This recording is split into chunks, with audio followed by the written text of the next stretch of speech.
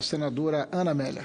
Obrigada, presidente Ricardo Ferraço. Senhoras e senhores senadores, eu queria inicialmente cumprimentar a Vossa Excelência pela iniciativa, bem como os demais senadores que subscreveram o requerimento para esta audiência pública e cumprimentar a qualidade das exposições feitas e a participação da Câmara dos Deputados e também da Comissão de Ciência e Tecnologia nessa audiência. Eu quero fazer objetivamente, mesmo que os temas tenham sido já abordados, mas pontualizar as questões. A primeira, o chanceler Antônio Patriota. Pelo que eu pude entender, é possível que na reunião do Mercosul, em Montevidéu, não apenas o bloco do Mercosul, mas também a Unesul podem coletivamente tomar uma decisão sobre os episódios, tomando como cenário, primeiro, a proibição para que o avião presidencial de Evo Morales tivesse sido proibido de ocupar o espaço aéreo europeu. E, segundo, a Venezuela assumirá a presidência do Mercosul. A Venezuela assumirá a presidência do Mercosul a despeito da oposição do Paraguai. Esse não é o detalhe relevante. É a Venezuela que ofereceu asilo e não está ainda formalmente confirmado o asilo ao Edward Snowden.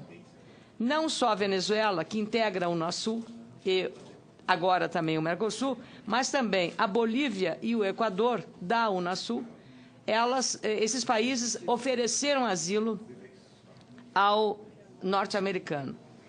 O Brasil, chanceler, vai seguir o que esses países recomendarem ou terá uma atitude de protagonismo do tamanho do seu porte internacional e da sua liderança, não só na região, mas no país? Queria, então, saber, o Brasil vai seguir o que os outros disserem ou o Brasil vai com uma outra posição mais... Para que lado será? O senhor lembrou, quando fez menção ao Unasul, a questão do combate ao crime cibernético. Eu lhe pergunto, o senhor tipificaria essa espionagem das agências norte-americanas como crime?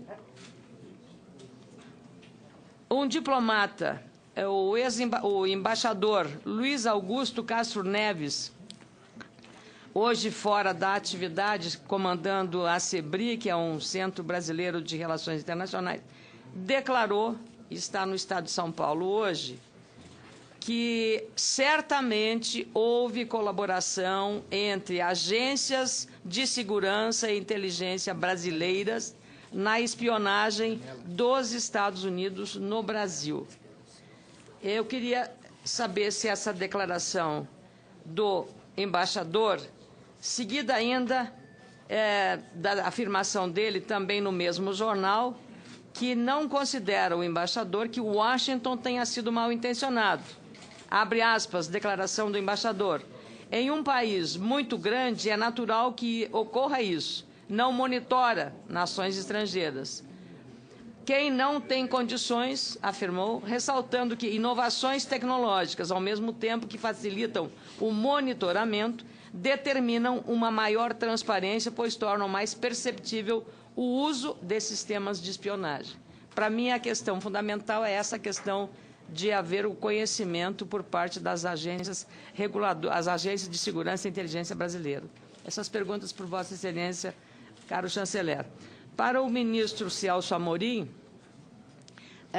eu queria saber se as autoridades de defesa dos Estados Unidos, de defesa, não o governo nem a área diplomática, de defesa, dada a repercussão das informações divulgadas sobre a espionagem no Brasil, mantiveram formal ou informalmente contato com as autoridades de defesa do nosso país.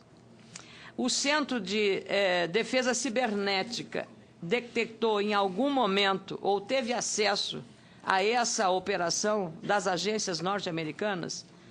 Esse episódio pode dar mudança na política e na prioridade orçamentária dos investimentos para a defesa, como é o citado o caso do Centro de Defesa Cibernética, e também os outros, como citados pelo presidente Ricardo Ferraço, o CISFRON ou o próprio Proteger?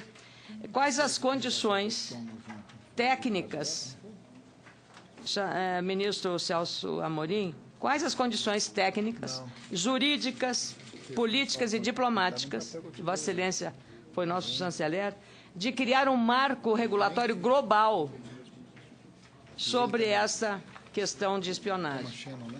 Ao general José Elito, o senhor deu ênfase à ação das agências de defesa e inteligência à proteção do Estado. O senhor até citou o caso do Banco do Brasil, Banco Central, mas e o cidadão como fica? O cidadão brasileiro como fica nesse processo? Quem vai protegê-lo? O senhor revelou que, na exposição que o senhor falou agora, que na Rio+20 houve uma tentativa de blackout na rede. Como é que isso aconteceu? Foram hackers? A origem foi identificada? Como é que ele foi combatido? Que razão havia para essa tentativa de blackout num evento de envergadura internacional como esse? Lhe pergunto também, e finalizo, caro presidente, o projeto de lei 2126 de 2011, que está tramitando na Câmara, que cria um marco civil da internet, pode ser um caminho para resolver essas questões, ou apenas terá capacidade de proteção, ou se terá capacidade de proteção de privacidade, ou apenas ele é um marco de operações dos direitos dessa atividade do uso da internet. E, finalmente, a presidente Dilma Rousseff, tão logo aconteceram essas revelações, anunciou a criação de um grupo de trabalho formado por Vossa Excelência, pelo ministro Antônio Patriota, Celso Amorim, ministros Eduardo Cardoso e Paulo Bernardo. Quando é que esse grupo de trabalho vai começar as suas atividades? O que pretende, se já tem uma diretriz e quando, e se tem prazo para a conclusão dos seus trabalhos? São essas as minhas questões. A senadora Ana Amélia, bom, eu acho que aqui não preciso elaborar muito se o Brasil vai seguir. O Brasil não costuma seguir. O Brasil ouve e formula suas próprias posições a partir do interesse nacional e de interesses da política externa brasileira. Claro que em parceria com os seus vizinhos, em particular, no âmbito dos mecanismos de integração. Eu até recordaria que já houve uma reunião de mandatários da Unasul em Cochabamba, na semana passada, em que a questão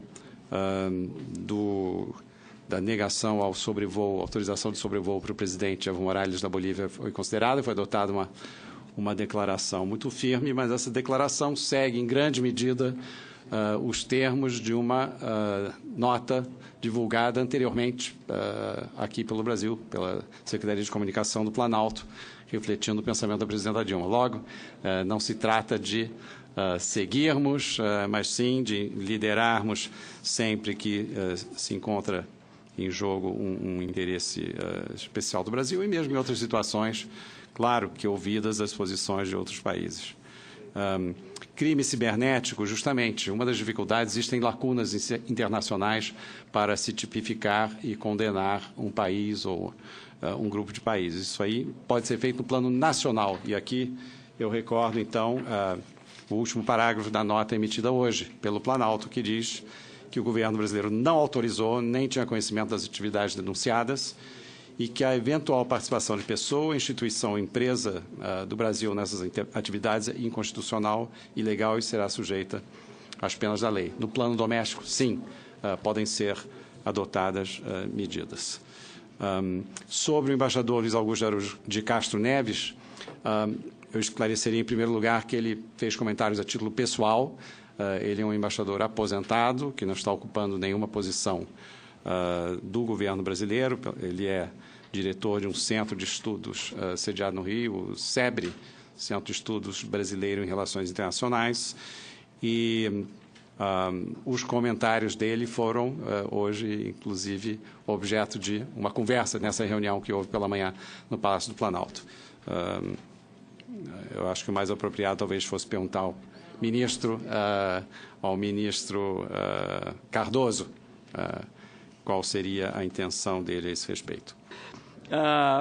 Com relação às perguntas da senadora Ana Amélia, não houve contato de nenhuma autoridade de defesa sobre esse tema, não comigo, não no meu nível, e não me consta que tenha havido em outro nível, senão teria provavelmente me sido reportado.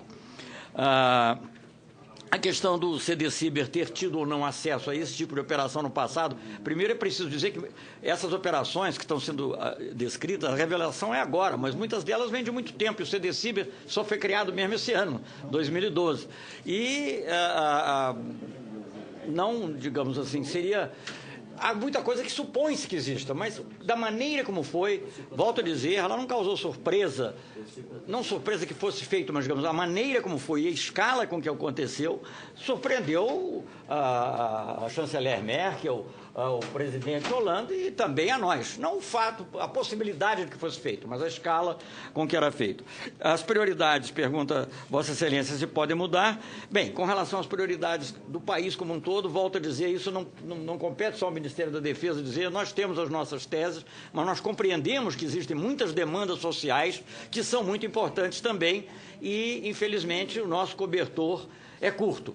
Dentro do Ministério da Defesa, sim, tem havido uma preocupação muito forte em evitar contingenciamentos, evitar cortes na área cibernética. Pelo contrário, ela tem aumentado um pouco, talvez menos do que nós gostaríamos. Mas volto a dizer, além do que é do Ministério da Defesa, estritamente do nosso orçamento, volto a enfatizar, é muito importante o aspecto tecnológico nessa questão e a ênfase na tecnologia nacional. Porque se nós tivéssemos dado, digamos, logo no primeiro ano, desculpe, por exemplo, 100 milhões de reais ou 200 milhões de reais e nós fôssemos gastar tudo isso em ferramentas estrangeiras disponíveis no mercado, nós não estaríamos dando um passo eficiente. Então, algumas coisas demoram mesmo para ocorrer, porque elas têm que ocorrer da maneira certa. Quer dizer, você tem que encontrar empresa brasileira que seja capaz de desenvolver, que seja capaz de corresponder àqueles requisitos. Então, há esse aspecto também. Tem que formar pessoal até para fazer as perguntas certas, para poder fiscalizar o que está sendo feito.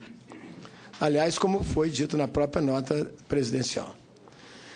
Um outro aspecto que a senadora Ana Amélia falou sobre o problema do cidadão, como fica o cidadão, eu apenas posso acrescentar o seguinte, ao fazermos uma proteção do Estado, é claro que indiretamente ou diretamente estamos fazendo uma proteção do cidadão. No entanto, o aspecto aqui técnico, formal, teria que ser um pouco mais respondido pelo Ministério da Justiça quando ele entra no aspecto dos inquéritos, no aspecto das observações, porque cabe a ele o poder legal investigativo. Eu não teria condições de falar mais, já que o fulcro seria justamente nessa violação individual do nosso povo brasileiro. Tá bem? Com relação a Rio+20, a senhora perguntou, e mais uma vez vou dar uma explicação técnica superficial, mas ali, como a senhora sabe, e também como foi na Copa das Confederações, havia uma área FIFA e uma área ONU, no caso da Rio+20, que era o Rio Centro. Então, dentro do Rio Centro, havia como se fosse uma soberania ONU. E isto, com muito jeito, o MRE participando, a defesa, nós colocamos dentro da área ONU uma área realmente de controle cibernético. Inclusive os senhores devem lembrar, as senhoras, uma semana antes ou alguns dias antes, no Super Bowl americano, houve um blackout de cerca de 30 e poucos minutos no maior evento esportivo americano. Então, havia uma precaução, havia um indício, tinha uma rede de wireless internacional dentro do Rio Centro para que todas as informações fossem instantaneamente passadas ao mundo. Havia ali mais de uma centena de países envolvidos. Então, esse cuidado não tinha sido levado em uma prioridade na ONU dentro desse contexto. Claro, cada país tem suas peculiaridades. Então, graças a um esforço conjunto, integrado, da BIM, do GSI, do Ministério da Defesa, Relações Exteriores, outros órgãos envolvidos, foi feito esse guarda-chuva e que realmente funcionou muito bem. Foi uma grata surpresa até vermos esse resultado.